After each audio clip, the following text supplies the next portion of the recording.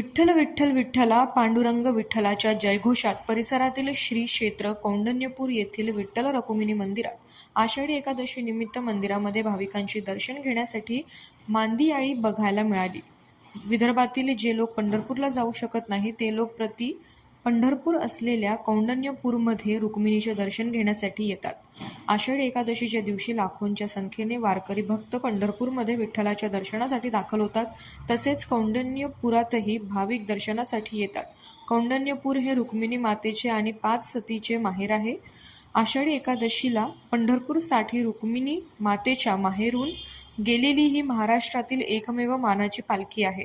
जे भाविक पंढरपूर येथे विठ्ठलाच्या दर्शनासाठी जाऊ शकले नाही ते आषाढी एकादशीच्या दिवशी कौंडण्यपूर येथे दर्शनासाठी येतात।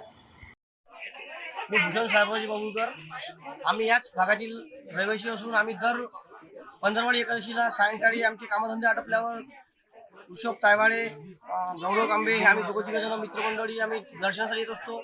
पण आजचा आषाढी एकादशीचा मुहूर्त असल्यामुळे आम्ही विशेष महत्त्व असल्यामुळे आम्ही आज सकाळी दर्शनासाठी आलो। आमच्याकडून जरी पंढरपूर जाणं झालं नाही तरी आम्ही विदर्भाची पंढरी म्हणून ओळखले जाणाऱ्या कौंडण्यपूरचीच आम्ही पंढरपूरचं समाधान मानून घेतो।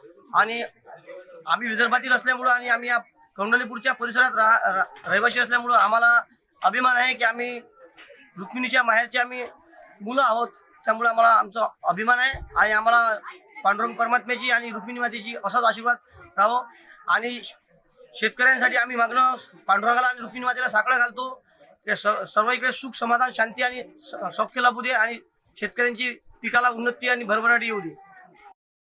आम्ही दरवर्षी इथे दरवर्षी आषाढी एकादशीला आम्हाला जरी पंढरपूरला जाता येत नसलं तरी आम्ही कौंडण्यपूरला येऊन दर्शन करतो आणि आम्हाला ते समाधान लाभते की आम्ही पंढरपूरला गेल्याचं समाधान लाभते। हे विदर्भातील एक शक्तीपीठ म्हणून ओळखले जाते, विदर्भपीठ म्हणून ओळखले जाते आणि आम्ही विदर्भातला या गोष्टीचा आम्हाला खूप अभिमान आहे आणि आम्ही दरवर्षी कौंडण्यपूर ही वारी करत असतो। आणि आमची अशी विठ्ठलाने आमची 5 वर्षे वारी पूर्ण करावी असं आमचं इच्छा आहे।